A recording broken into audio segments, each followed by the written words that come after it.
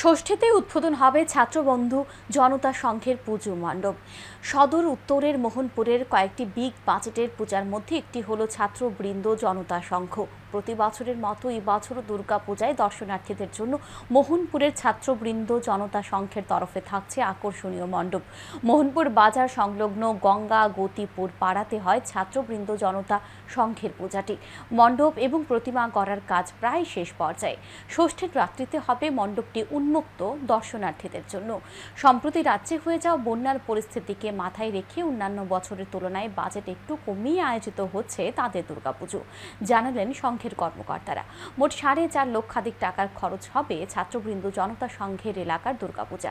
প্রতিমা নির্মাণে খরচ 70,000 টাকা। প্রতিমা এবং মণ্ডপ তৈরি হয়েছে স্থানীয় শিল্পীদের দিয়েই।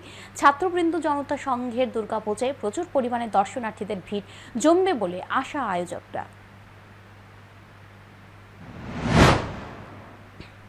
যে শান্তিপূর্ণ পূজার যে রেকর্ড, এটা যাতে ধারাবাহিকতা যাতে বজায় থাকে। মোহনপুর বরাবরই শান্তিপূর্ণভাবে দুর্গোৎসব হয়, কোনো অপ্রীতিকর ঘটনা এই পর্যন্ত আমরা শুনিনি বিগত দীর্ঘ বছর ধরে। তো এটা যাতে অব্যাহত থাকে। আমাদের এলাকার মাননীয় বিধায়ক তথা রাজ্যের মন্ত্রী রতনলাল নাথের বাড়ির ক্লাব, এটা ওনার হাতের তৈরি ক্লাব। তো আমরাও চাইবো যে সারা মোহনপুরের মধ্যে যাতে সবাই আমরা সুন্দরভাবে এই দুর্গোৎসবকে পালন করতে পারি।